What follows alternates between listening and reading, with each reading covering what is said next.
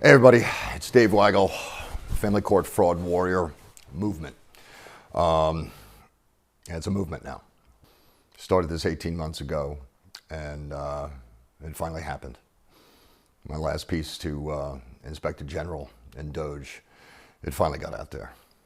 But first, before I get into anything, I just want to say to my friends, my new family, I didn't get arrested over Christmas, thank God. You know, brought the kids back and said, "What do you guys want to do? You want to go? You want to get out of here? Go over Ants and go to New Jersey?" And they were like, "What do you want, Dad?" You know, and I said, "I want to have our Christmas. I want to have our Christmas here. We're gonna be fine." And they were like, "Okay," and we stayed. And we had a great Christmas. Of course. My heart was in my throat the entire time, thinking about the chance of being sent back to what they want to do, Rikers. But thankfully I had so many people, so many new friends reach out and offer their help. And the network that we've now created is something to behold. And we were able to thwart this latest and last-ditch silver bullet of using the criminal justice system to continue to purport their crime. But I don't want to take time away from the important message from today, okay? I want to get back and just repeat again and say, this is David Weigel, Family Court Fraud Warrior Movement, Family Court Fraud Warrior Project, which we're now taking nationally. I had about maybe 70 people reach out, groups, individuals, big guys, big people in this fight, in there longer than me, longer than 13 years, all trying to attack this from their own David versus Goliath type situation. It's exactly what I thought. You know, there's no way this is not a business model that was just copied every single place we look. And that's what I saw. That's what I saw. People on the inside, lawyers, GALs, of course victims, but people on the inside reaching out and saying, "I was waiting for a guy like you to show up. You know, I can't be that one, but I'm ready to fall in line. We're behind you, Dave. We're behind you. We want to see justice. We want to see this scum pay for what they're doing." So I was able to thwart this arrest, and if anybody needs them or is under this kind of attack right now, please feel free to reach out. Now that we've got a lot more eyeballs, a lot more people from a lot more states, even globally, you know, tuning in on this, I figure the epicenter of selfishness in this system can only be overcome by the exact opposite, at the same magnitude and the same level of selflessness. I saw what I thought I was going to see, and that is all these disparate groups, all these individuals trying to fight this entire system by themselves. All right, some people are further along, okay, they've got a 501c3, they've even changed some laws down in Texas, thank you, Rob Garza. But what I've seen, keeping it on their playing field, they've broken 500 laws in a row in broad daylight. What's 502? No, I don't think that's going to be what breaks it open. It'll be part of it, but I don't think that's what's going to do the heavy lifting. And I was really, really thinking, after hearing from all of these people and the stories I heard every day, every time I thought it, I've heard the worst. Another one. In Colorado, these judges are purposely putting little girls with known predators, sex offenders. They're knowingly putting them with them, little 11, 12, 13-year-old girls. How do they live with it? How do they live with it? People are rightfully up in arms, but we're sitting here and just realizing at every single place it's been stopped out. Every place but here. Every place but are a real ace in the hole, and that is the investigative journalist. That is the ultimate regulator in the United States of America. And we better be happy that we have it.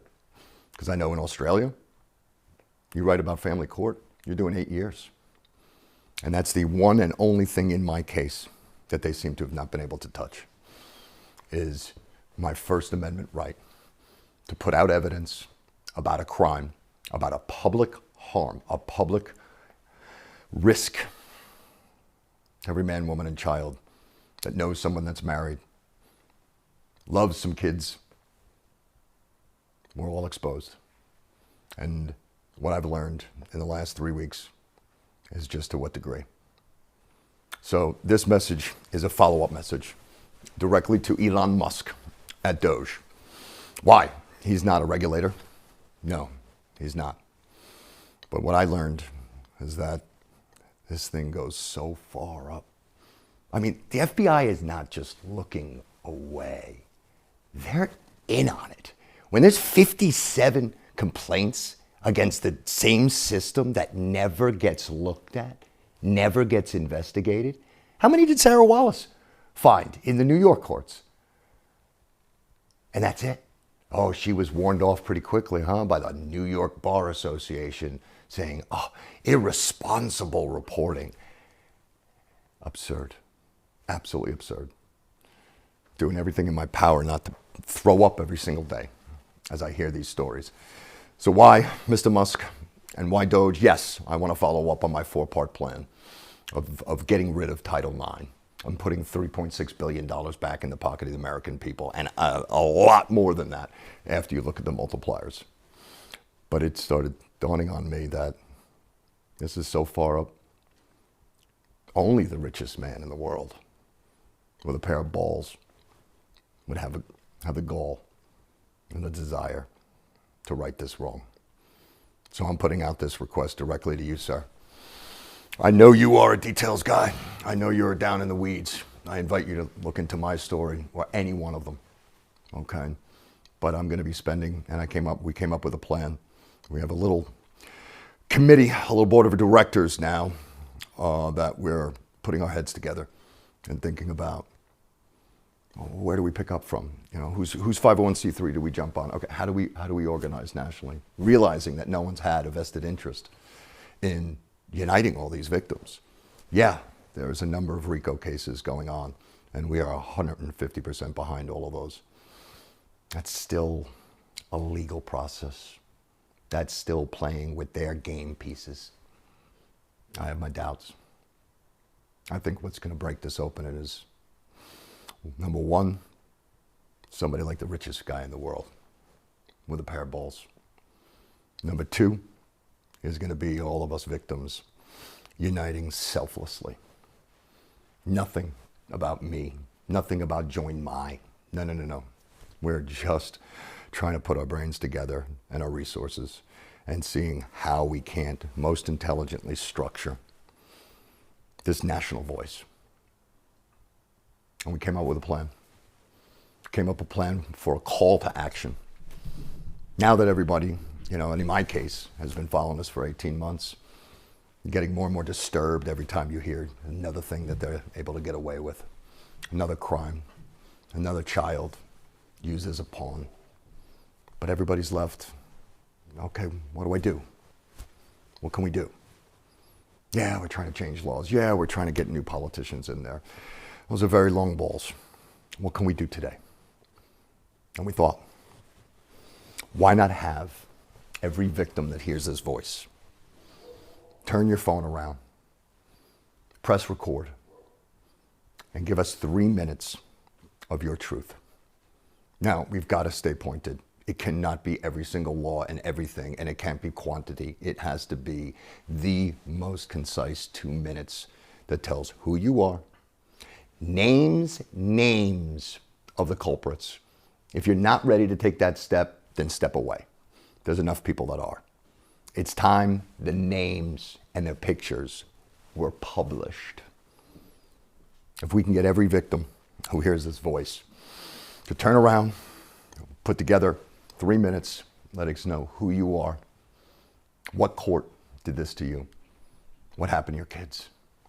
What specific crimes? If you've got evidence, absolutely. And register your voice.